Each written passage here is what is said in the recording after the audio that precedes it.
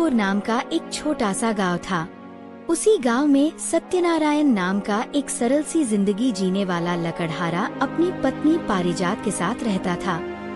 सत्यनारायण और पारिजात की छत के नीचे अक्सर सूखा चूल्हा और खाली थाली रहती थी। फसलें कुछ ठीक न होने के कारण उनके पास पर्याप्त अनाज नहीं बचा था। भीख भरी मनोदशा में सत्यनारायण को अक्सर गांव के बड़े साहूकार गोपाल से उधार लेना पड़ता था। गोपाल धनवान दिखता था पर स्वभाव से कठोर और लालची था। 2 दिन हो गए जी, पेट भर भोजन नहीं हुआ। पारिजात, सत्यनारायण एक शाम बोला, ऐसे जीना मुश्किल है। सेठ का कर्ज भी बढ़ता जा रहा है। कहीं और से उधार मांगना पड़ेगा। पारिजात ने आंसू पोंछते हुए कहा, पर अब तो गांव के लोग भी संकोच करते हैं। तभी घर के बाहर किसी ने आवाज लगाई, थोड़ा कुछ दे दो बेटी, बोया आदमी बहुत भूखा है। पारिजात बाहर गई तो देखा एक बूढ़ा झुर्रीदार व्यक्ति भूख और थकान से पुचकार रहा था। उसकी आंखों में इतनी करुणा थी कि पारिजात का दिल पिघल गया। वह भीतर घुसी और सत्यनारायण को सूचित किया। दोनों के पास सचमुच देने के लिए कुछ भी नहीं था। पारिजात ने मन ही मन अपने पास रखी एक चूड़ी की जोड़ी निकाली। वे चूड़ियां ही उनकी आखिरी कीमती चीज थी और पड़ोसी मीरा के पास जाकर निवेदन किया कि बाउरी 2 रोटियां दे दे। मीरा ने चूड़ियां देखकर लालच में आकर पारिजात को 2 रोटियां दे दी और चूड़ियां रख लीं। पारिजात ने वे रोटियां बूढ़े को दे दी। बूढ़े ने प्रेम से भोजन किया और फिर झोली से एक पुरानी पर सुंदर दांत वाली कुल्हाड़ी निकाली।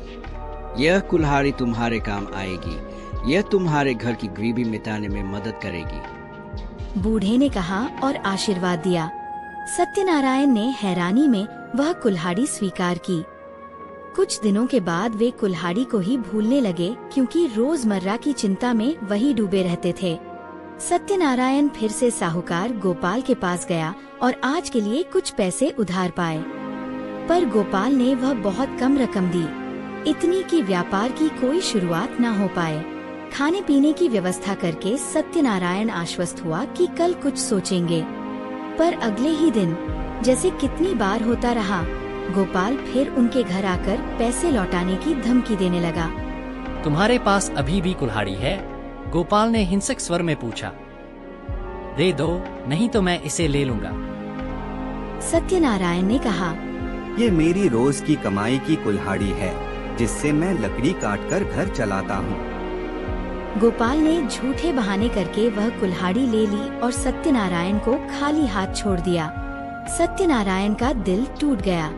भरोसा टूटने पर वह नदी किनारे बैठ गया और कल्पना करने लगा कि जिंदगी में और किस तरह के द्वंद्व आएंगे। तभी उसके पास एक छोटा सा बंदर आया और चहकते हुए बोला, तुम क्या कर रहे हो? हार मान ली क्या? बंदर की चंचलता और निश्चय ने सत्यनारायण में एक नई उम्मीद जगा दी। उस दिन सत्यनारायण ने जंगल में सूखी लकड़ियां ढूंढने का निश्चय किया। थोड़ी ही दूर जाकर उसे एक गट्ठर मिला। किसी ने पहले से काटकर बंधा छोड़ दिया था और उसी के पास एक खत था। जो इसे पाए कृपया इसे मालिक को लौटाए। सत्यनारायण का अंत। मुझे तो इतना कुछ चाहिए, पर मैं इसे लौटाता हूँ। जंगल में चलते चलते सत्यनारायण का मिलन एक यात्रा पर निकले राजकुमार वीरेंद्र से हुआ, जो अपनी रानी को जंगल में आराम देने के लिए लाया था।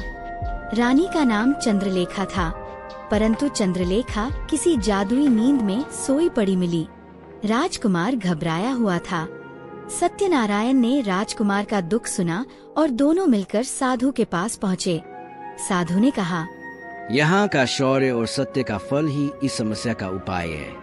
रानी को यह निद्रा तब तक बनी रहेगी जब तक एक ईमानदार हृदय अपनी आज्ञा से एक पवित्र चंदन के पत्ते नहीं लाता।